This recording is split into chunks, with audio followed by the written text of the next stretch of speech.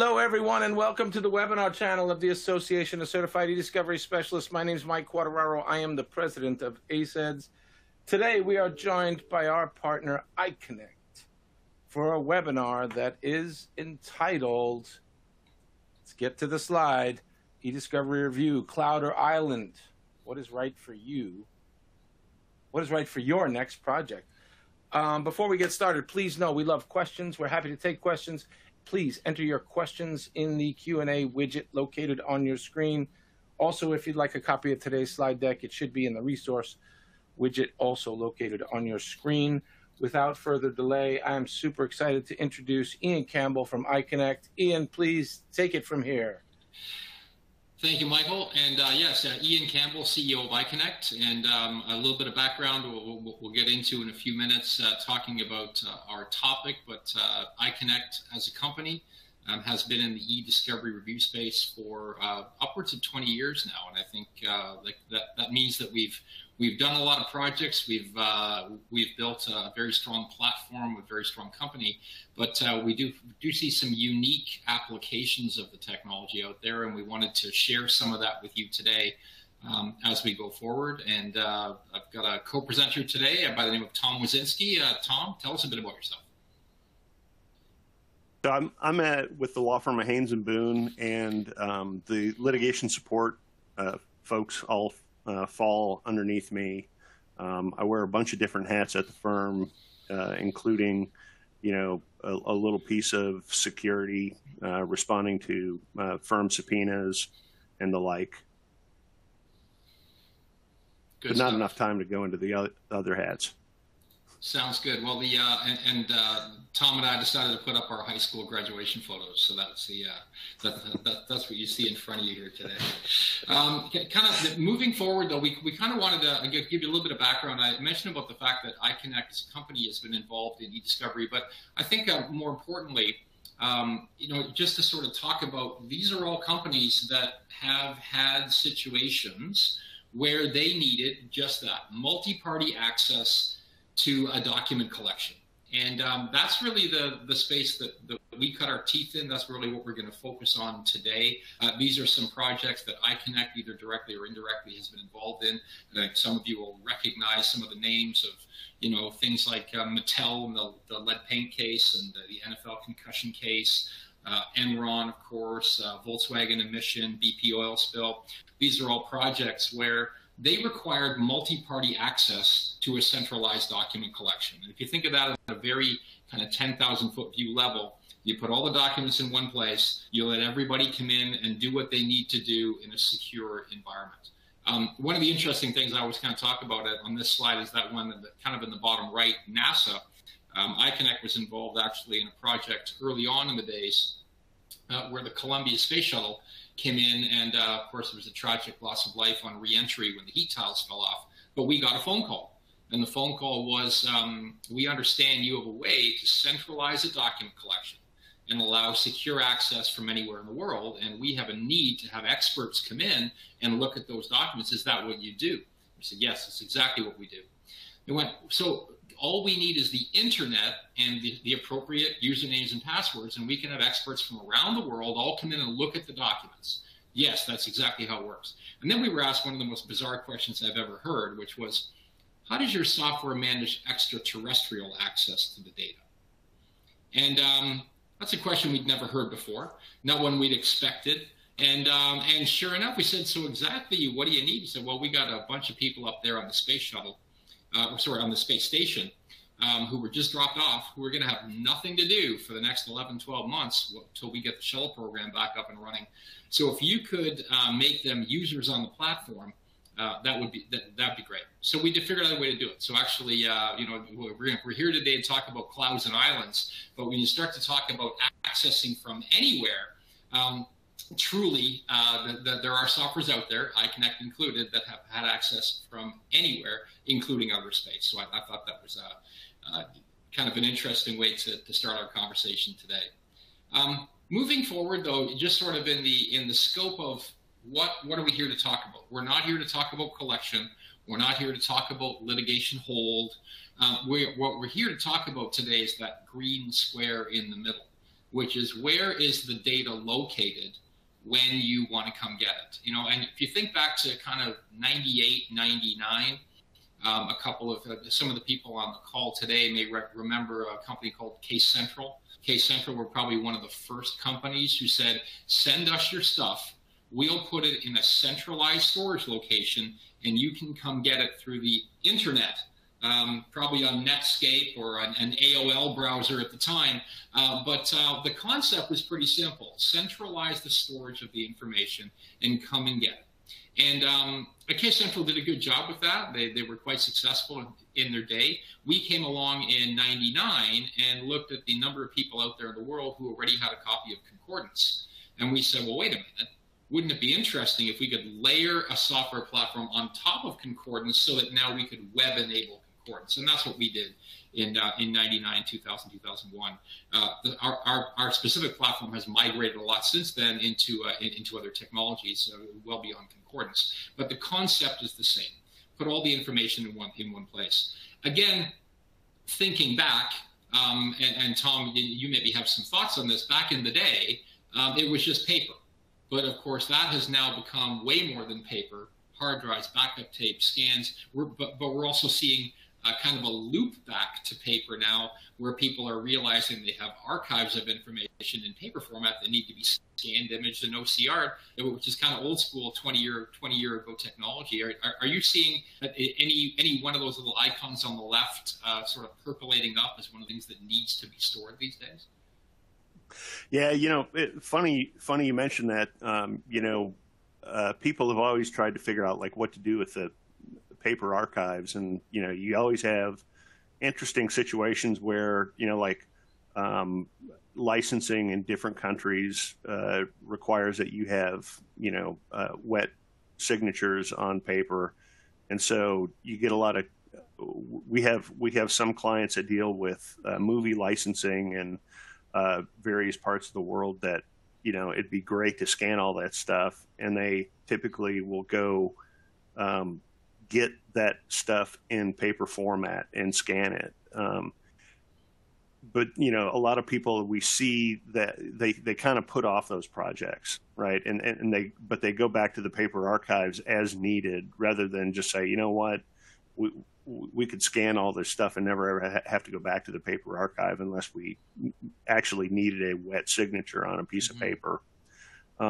There's also, situations where, back in the day, we used to deal with a lot of like Superfund site cleanup, and a lot of the insurance companies would, have just vaults and vaults of paper, and they still do, just because, a lot of that stuff is still ongoing. It's still paper. It's still, in scary boxes where you pop the top open, you have no idea what's going to be in there. Snakes and spiders and paper.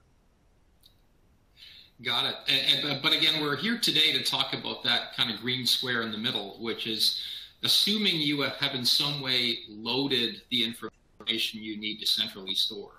And again, the people on the right-hand side here are coming in on laptops, tablets, desktop machines, using the internet, going through some layer of security to kind of get to that information. The question is, where is that green box? And I think that's, when you start to look at the move toward cloud. And, cloud is a very generic term. It's sort of like, a number of other terms that have just sort of become an overarching term to describe a lot of different things. And what I wanted to do today is try to kind of distinguish or show how there's a little bit of a difference between what you would think of as typical cloud storage versus a cloud but on an island. So just on the left-hand side here, we're familiar with things like Google Cloud, AWS, and Azure. Typically that's called my stuff's in the cloud.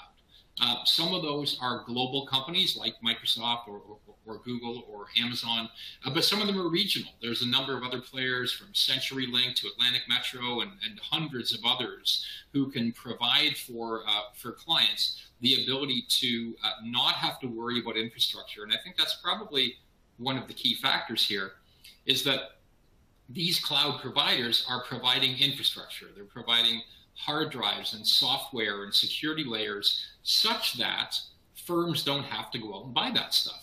And I think we're certainly seeing a move to the cloud. We see a move to the cloud. We have 30-odd hosting providers out there who all provide cloud-based hosting services using the iCONECT technology. And there are, in fact, the competitive market out there in the e-discovery review space, from Everlot to Cloud9 to Relativity One, who are, again, providing a cloud solution. Give it to us. We'll look after it for you in our location. And you don't have to deal with infrastructure. We'll take care of all that for you. We'll charge you for it, mind you, but we'll take care of all that infrastructure. However, some folks have said, that's all well and good. However, I need an element of control in and around that. I still want to allow multi-party access. I still want to be able to manage the project. However, I want an element of control where I'm in charge of some of those things. I'm in charge of the hardware, either its geographic location, which then becomes well-defined, or the access to the information. We see it referred to as a lot of different things. Some people will call it private cloud, self-hosting, on-premises or on-prem, in-house hosting, centralized hosting, internal hosting, domestic hosting, an isolated cloud. All of those terms really refer to a situation where someone has chosen to self-host in some way. And at Haynes & Boone, Tom, a lot of the projects that you get involved in, you've made that decision, correct? Correct. And that decision, I would imagine there are other aspects of the firm that do use cloud. Maybe a top level as to why certainly some of your e-discovery projects don't end up in a public cloud environment. Yeah, so some of those reasons are, that we have a number of bank clients that are very cloud adverse, or hosting any of their confidential information, in the cloud, whether that's a right reason or a wrong reason or not. Yeah, that's what they expect. There's been a number of matters that we've hosted that are just completely non-billable, and if we're having to pay for somebody, it's an expense versus hosting something on-prem. Right. And you start to look at why might someone, or what are you missing out on, over here? If I say, well, you know what, I'm going to let Google manage my stuff. I'm going to let AWS manage my stuff. The items that both of those solutions, whether it be a cloud, like a tier 1 cloud, you can set up your project, you can import your data, you can manage your project, you can control access to the project, you can administer the information. All of that can be done in a cloud environment, whether it be a Google Cloud or an AWS or a private cloud. However, in a private cloud, you get some additional functionality that typically you're not going to get if your data is sitting in Azure. You have the ability to access things like system logs. The hardware errors or hardware issues, good thing, bad thing, are your problem. Which means you can do all the optimizations you want, but you're also responsible for controlling and fixing anything that goes wrong. And it reminds me of that the quote from, I think, one of the first Spider-Man movies. With great power comes great responsibility, and you're really taking the power into your own hands here, but you're now responsible for taking the power into your own hands. So things like modifying SQL, modifying the non-SQL, whether it's a Solar or Elastic, developing connectors to third-party tools through APIs, monitoring storage, drive space allocations, updating and purchasing things like Windows and SQL licensing and security and monitoring security and being able to tweak security, tweak the firewall, maintaining and adjusting CPUs or RAM and running scripts. Those are all things that your firm, for example, Tom, you've decided you're okay with taking that on. So I'm assuming you've got an IT department which is quite savvy at doing that, and you've made a conscious decision that those are things that you do want to control. Yeah, no, that's right. And like you said, it's, it's good and bad. To really have a great SQL server, you really need to have a great DBA, and to know how to tweak and tune the SQL server, because that is really dependent on the system performance versus if you are cloud, and this is some of the stuff that we've thought about as well, is if you're in the cloud, you can add processors as needed. Maybe add a bunch of processing power for a month and then turn it off after a month. If you have to process a ton of data for a particular matter, it's just a matter of increasing the storage, increasing the processor count, and when you get through it and people are reviewing, then you can turn a lot of that back down. Yeah. Now that also comes at a cost. So as you add processing power, you are paying more money, but it's not as much as you would pay if it was on-prem, where you're buying this monster SQL server and then you have that SQL server for life. That also increases your ongoing SQL licenses, because you can't make in theory, you really can't make the cores go away in some hardware that you purchased, other than stopping the SQL server and pulling them out. So it affects licensing both ways, and you have to pay for talent, and that's kind of one of the big opportunities of the cloud is you don't have to have somebody who's a multi-$100,000 SQL person. So because that's what you're effectively getting with the monthly or the annual cost that you're paying to host in the cloud. Right? Correct. And and the reason that that we put those two little locks on there, I mean, certainly the goal today was not to bash cloud. In fact, iCONECT has been a cloud provider for over 20 years. It just so happens that we've got some optionality, and that some people have decided to take the iCONECT platform and run it in a cloud, run it in Azure, run it in AWS. Others have decided, like Haynes and Boone, to go and take the iCONECT platform and run it inside their firewall. So having that optionality, the ability to decide what's right for me, is quite unique in the market. And certainly, as a lot of firms continue to push toward a cloud deployment, there are still a lot of projects out there where a cloud deployment maybe isn't quite the right fit.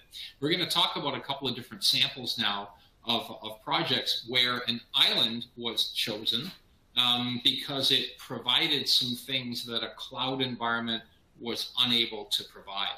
And I start off here with a project that was done. This project's probably been going for, I'm going to say it probably lasted 10, 12 years. So it was a long project. So it's been in and out of iCONECT a number of times. Texaco, back in the late 90s, early 2000s, ended up building an airport. So there was a hydraulic dam or a hydroelectric dam involved. All of it resulted in a significant environmental impact. And most of the documents were U.S.-based or Ecuador-based. The original case was done in the U.S. The U.S. government was a named party. The government of Ecuador was a named party. Texaco, Chevron was a named party. And in fact, there's a book that was written called "Confessions of an Economic Hitman" that actually detailed a lot of the activity and events that happened in and around this project. But ultimately, jurisdiction was a big deal, and I'll tell you why in just a second. What happened was that the original judgment was for $19 billion. That then got reduced on appeal down to $9.5 billion, and then the country of Ecuador came along and said, "Okay, Chevron, we would like our money." And Chevron basically said, "Yeah, that was Texaco. That wasn't really us. We don't really have assets here that are specifically related to that because we've got multiple different divisions. We're not going to pay you anything." So the country of Ecuador decided, we're going to retry the case in the country of Canada. And so they took all of the data and they moved it north of the border on an isolated system that could only be accessed by Canadians. They physically moved the data. It could only be accessed by the Canadian lawyers who were involved in it. It forced Chevron to hire Canadian counsel. But the actual system itself was sitting in Canada, so that now it was in a separate jurisdiction. The $9.5 billion judgment was not paid by Chevron Canada either. So they, again, the country of Ecuador continued to knock on the door of Chevron looking for ways to find enough assets to pay that debt. So it's one of those unique things where the data itself got moved, the access was moved, and they were very, very concerned about being able to access the data and making sure that only people who had a certain citizenship could in fact access the data. I'm going to go on to a different one here, which is a battery case. This one is an interesting one. Most of the documents were actually in Korean. It was an IP dispute. Jurisdiction was key. However, the battery technology, as we know, based on what we read about Panasonic and folks like Tesla, battery technology is a big deal. And being able to develop unique technologies in and around battery production and use is pretty key. It was very, very sensitive material. It was so sensitive that the actual documents themselves were on a server. The server was put into an office room, very much like an old war room. All of the computers, laptops, were attached to the computer. And the only way anybody was actually able to go look at the documents was physically if they went to the building, logged in, had a key, got through the door, and sat at a laptop and logged in.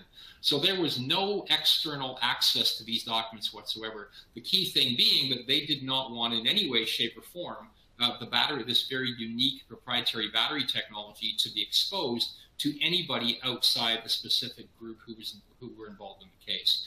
So kind of an interesting one. Controlled access, a secure site, controlled sharing, controlled printing.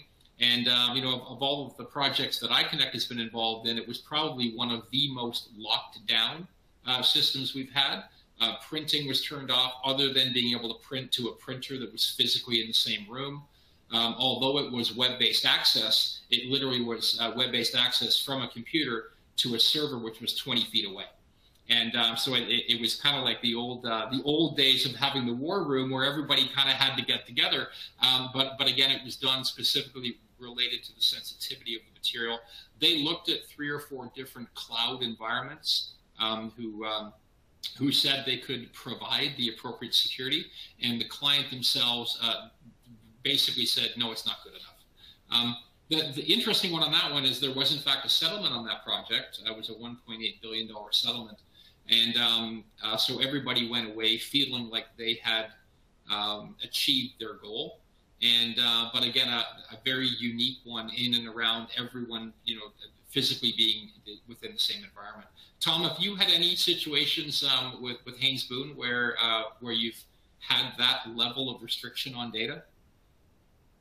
We have. We've from time to time we handle very sensitive matters, and that we're able to really lock down who can and who cannot get at particular matters, even within the IT department of who can see what, and so that was one of the benefits of having the system be on-prem, is we could lock it down so that unless you're logging in from a on-site IP address, you can't get to the server at all.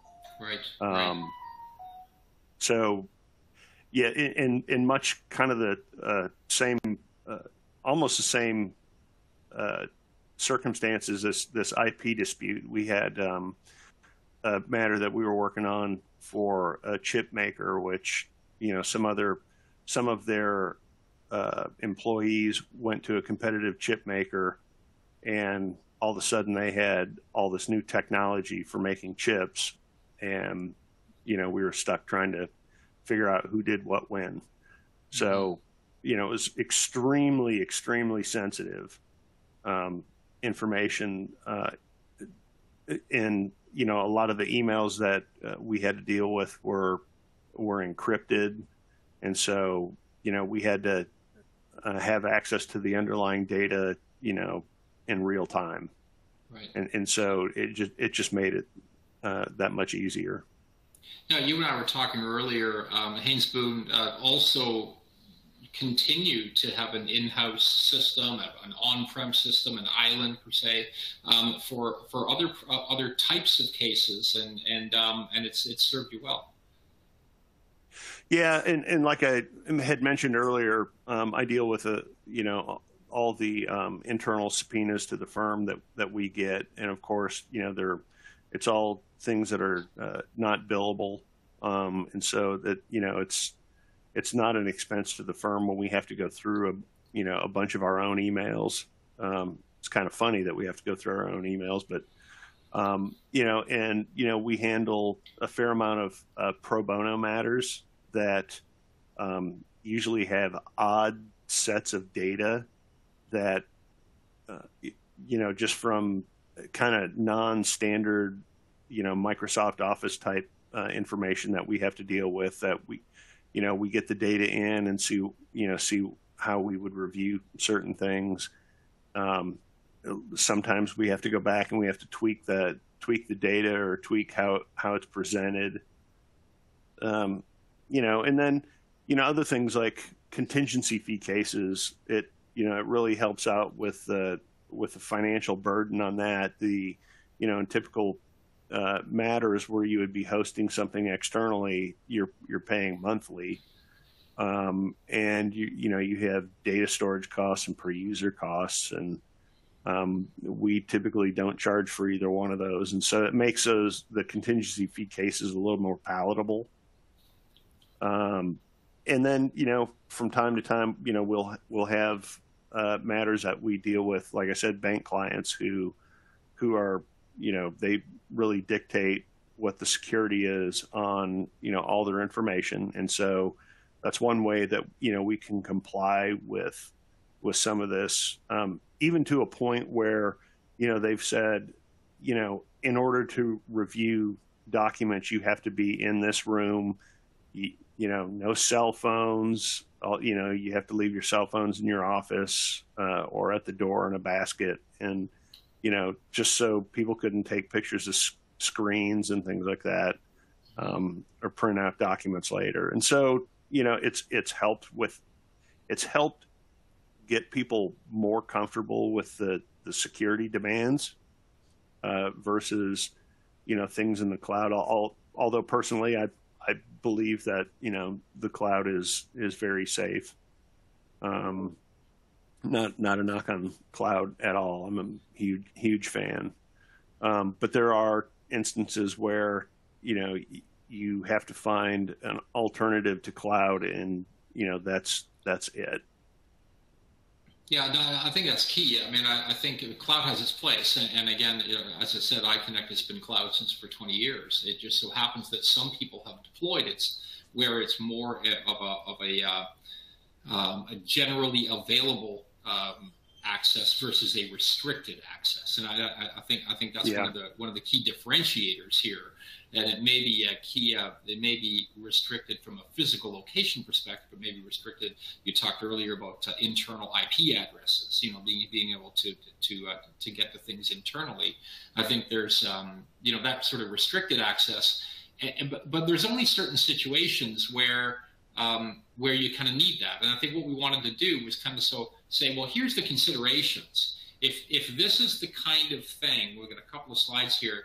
If this is the kind of thing that you, as an audience member today, are running into, maybe an in-house system or using someone who can give you a tighter level of restricted access might be of interest to you. And I think really starting out with security, the ability to integrate with things like Active Directory and Active Directory groups, is that something that, and maybe you don't want to answer this question, but have you done some integration with your internal policies and password policies and things like that?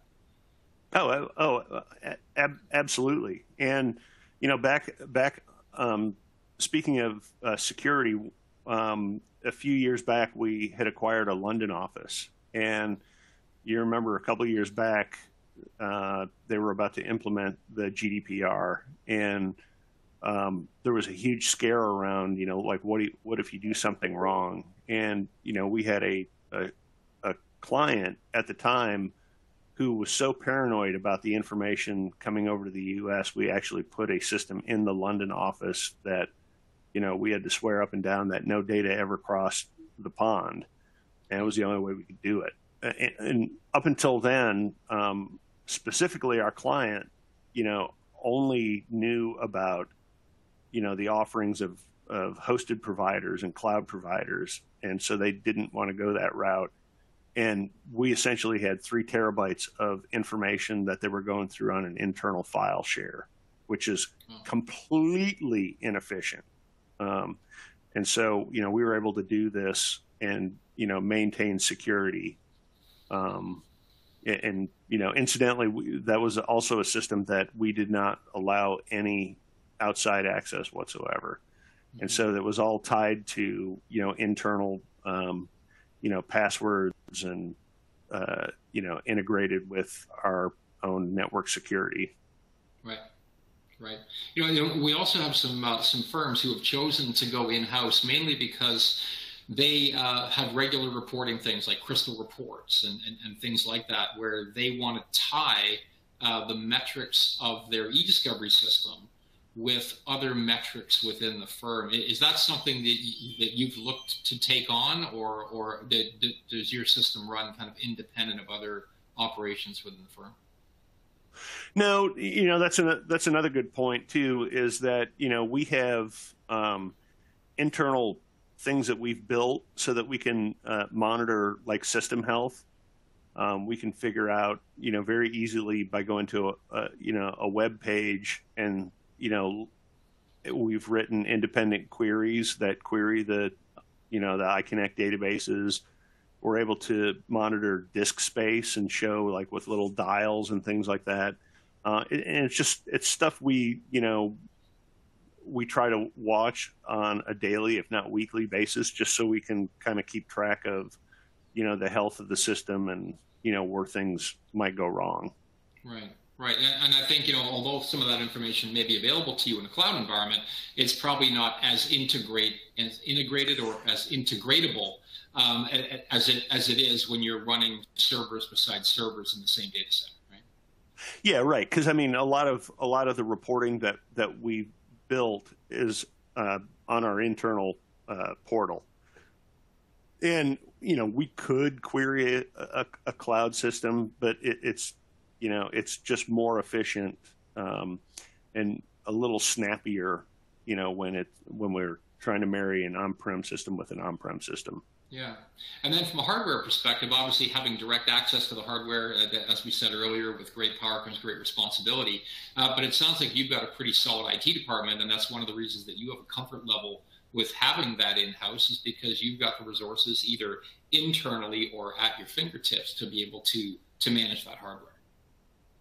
Right. And that is where, the cloud comes in, where, we're a big law firm, so we have a lot of IT resources, but, even the smaller law firms that are out there, the boutiques and things like that, by going with a cloud provider, it puts them kind of on the tech cred with, the big law firms, and you're able to, you're able to use the big boy tools without, the expense. Got it. Obviously, things that your IT department, you've standardized on different operating systems. I know with iCONECT recently, I'm getting pop-ups like crazy on, upgrade to version 11 of Windows. And, our internal team is sort of we're not going there quite yet.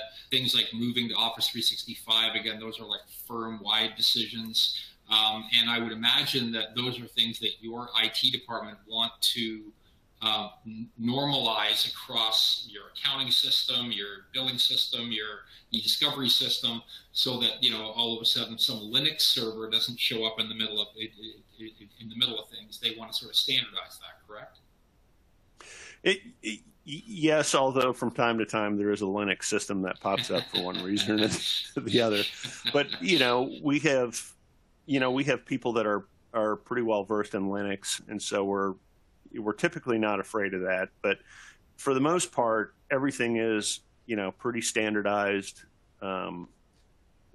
Equipment, pretty standardized operating systems, and it's really if you don't standardize on things like that, you have to monitor the security aspects of every operating system out there, and that's an impossible task. Right. We're seeing more and more people. I mean, for ages now, looking here on my desk, for ages, people were, using RSA key fobs. We've seen. I remember at one point in time, I'm going to go back a few years ago now. Iris scan was starting to be sort of the way. We see facial recognition now, of course, on smartphones. Multi-factor authentication is becoming more and more the norm, and being able again to tie that into your e-discovery platform, such that the authorized user who's coming in is in fact validated by more than just using a password. Is MFA something that you've started to adopt, or is it something that that you see in the future being important for the firm?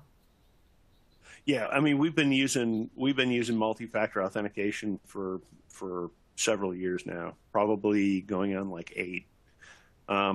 And it's something that I think is just expected now. With one multi-platform or multi-factor platform or another, it's something that you just have to have.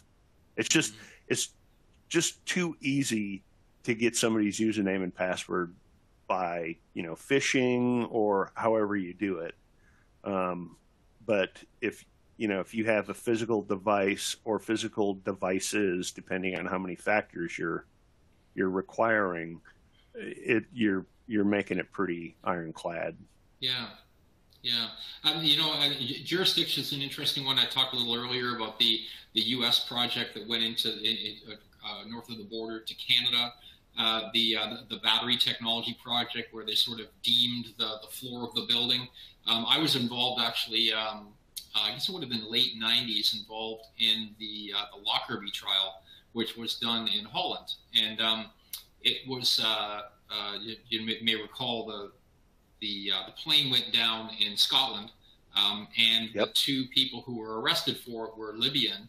And Libya would not release their citizens to Scotland, so they agreed that there was an Air Force base in Holland, which was going to be deemed as Scottish territory for the purposes of the case. And so I flew over to Holland, but was actually in an Air Force base, which was Scottish territory, with a bunch of Scottish judges. And, had to walk by the Libyans, on the way to lunch every day. It was quite a unique circumstance, but certainly a situation where geography was really, really key.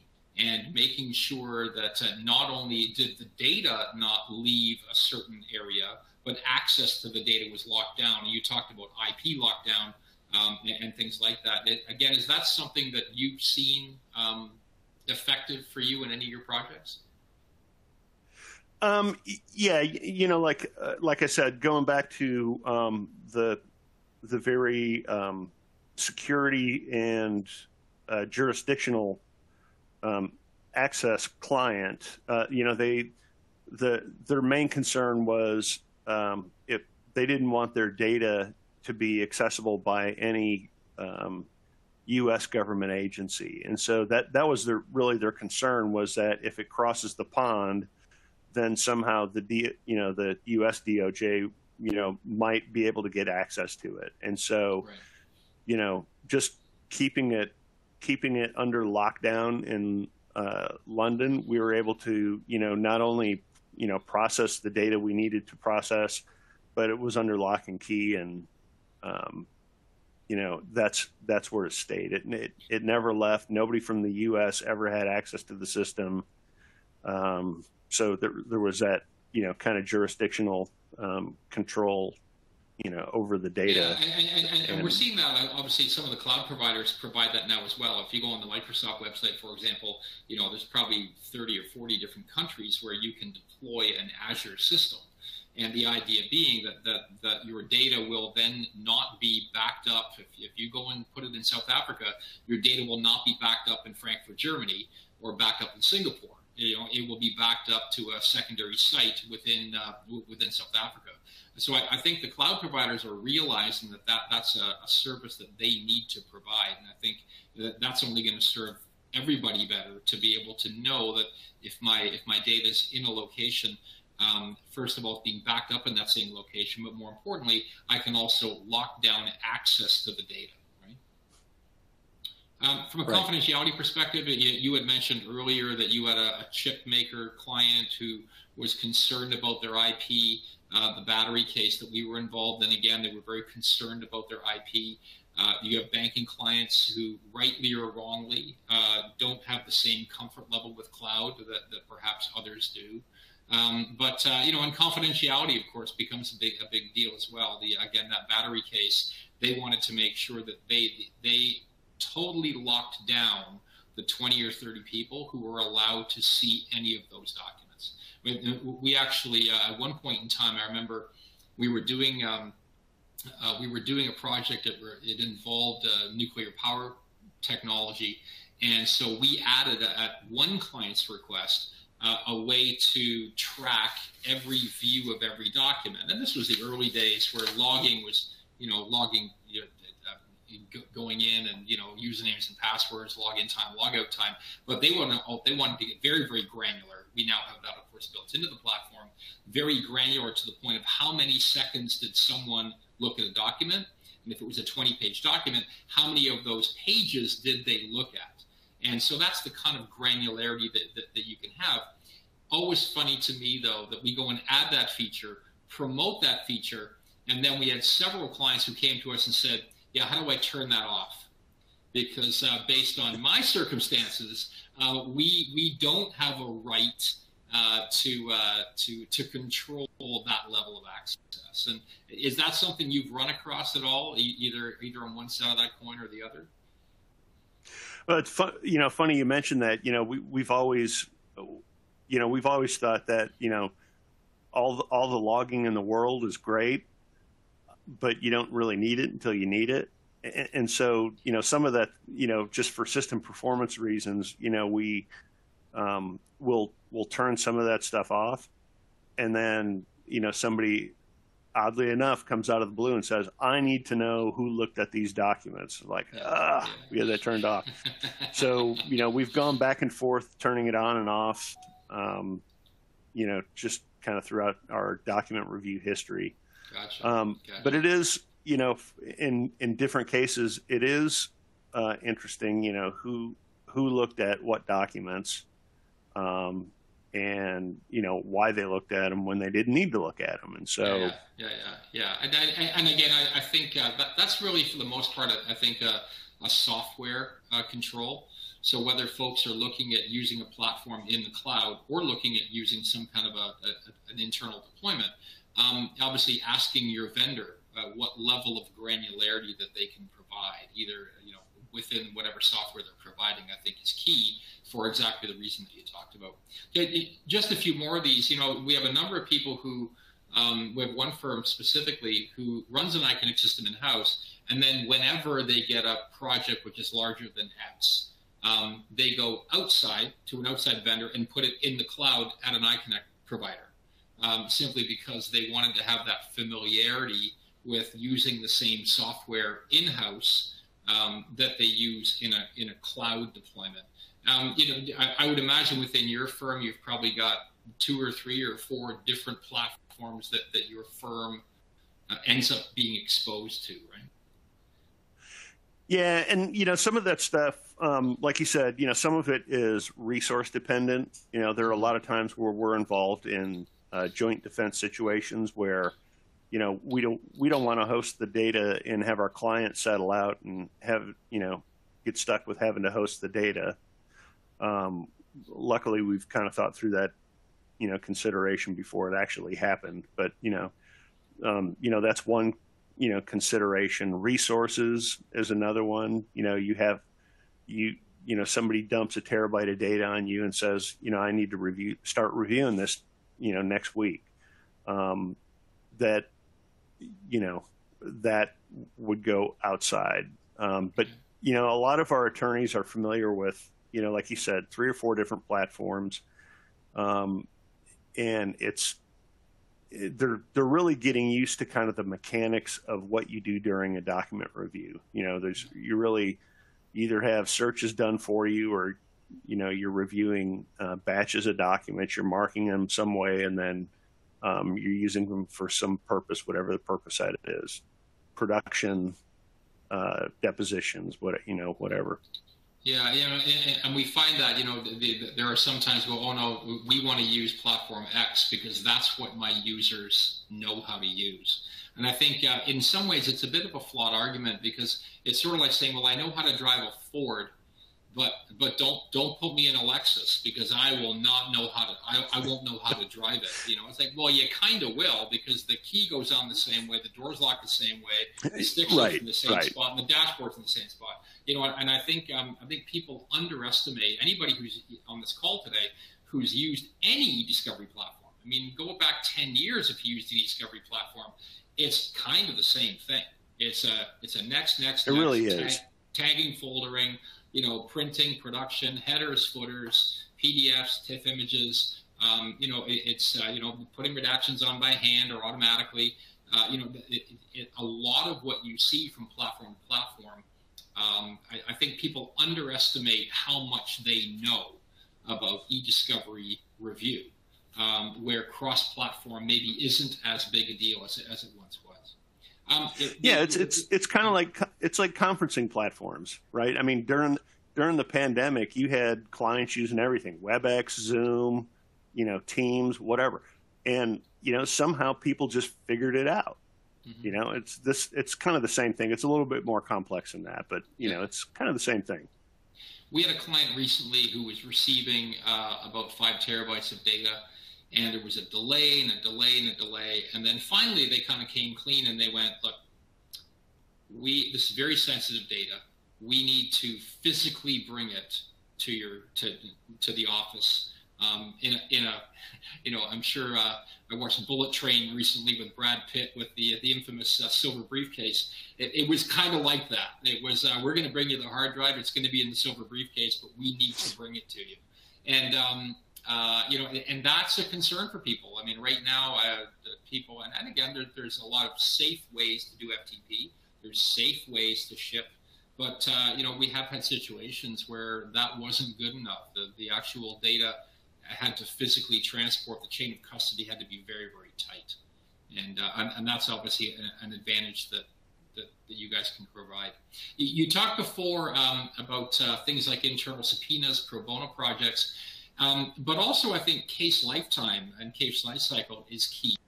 If you've got a large project and this thing's going to go on for, a couple of years, I think that our cases typically average around 22, 20 months.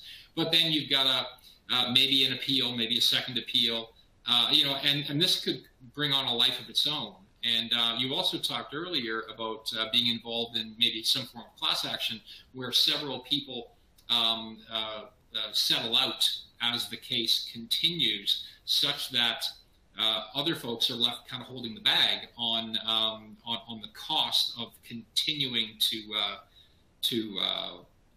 try that case. And but you've talked about that earlier. Pricing and life cycle, I think, are key, and one of the reasons why Haynes Boone have continued to host internally. Correct? Yeah, so our experience has been that our average case lasts about 3.8 years, and from time to time we even get our own people that will try to explain, like, we don't charge hosting or user fees, but we do charge really for time for ingesting data, and they'll try to ask for a discount, and it's like, oh, I just got this case isn't going to last 6 months, and like, 4 years later, it's like, wow, what happened to 6 months? And so, when you have situations like that, we're kind of thankful that that we are hosting it ourselves. Or like you said, you get cases that, a lot of like securities litigation, you'll have a point where you're trying to get ready for, the figuring out who the lead plaintiff is going to be, or doing depositions for, things like that. And so you get or certifying a class, right?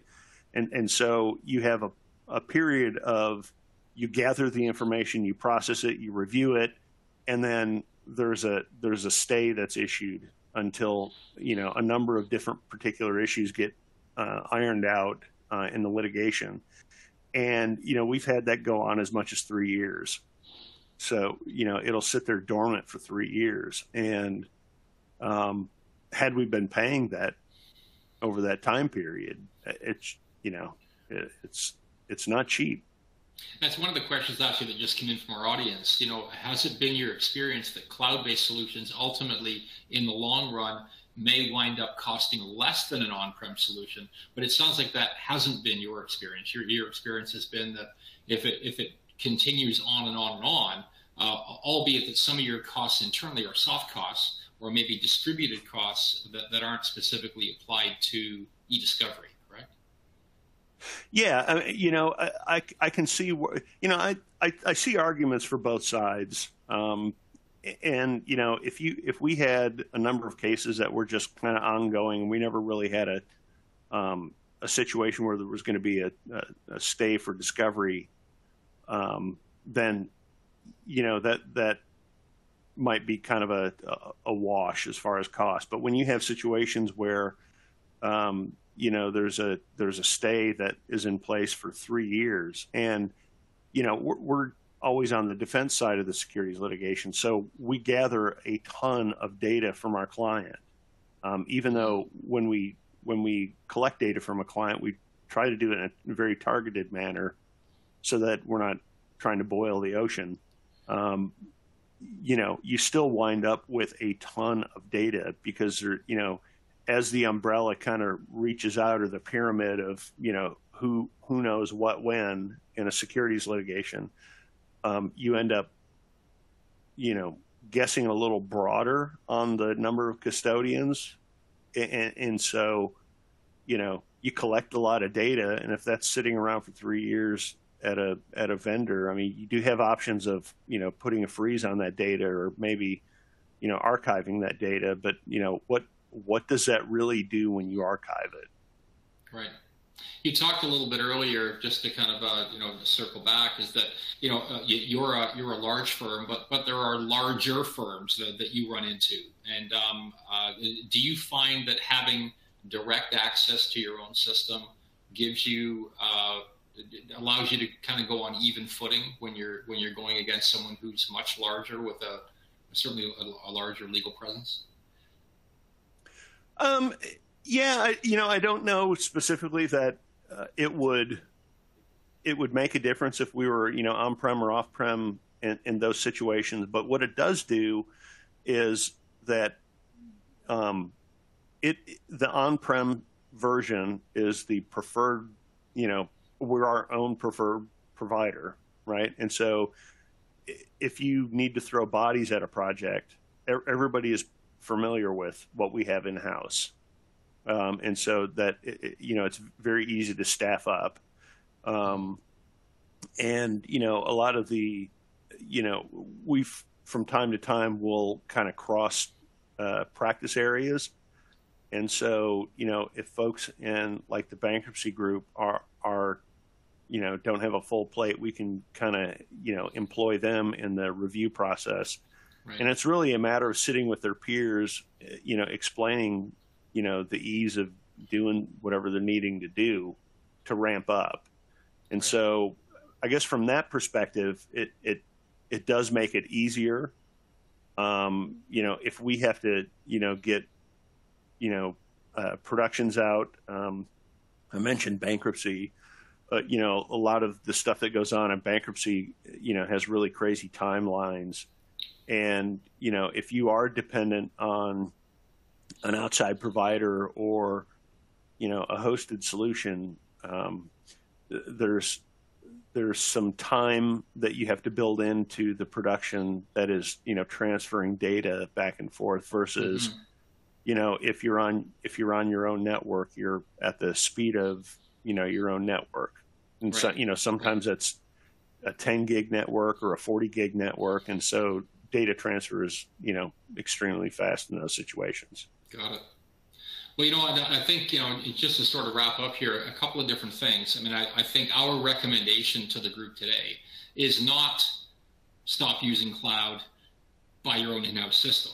In fact, it's the opposite. It's you know, work with a vendor who can give you the right solution at the right time. You know, there's an old kind of metaphor that, you know, if you own a hammer, everything looks like a nail.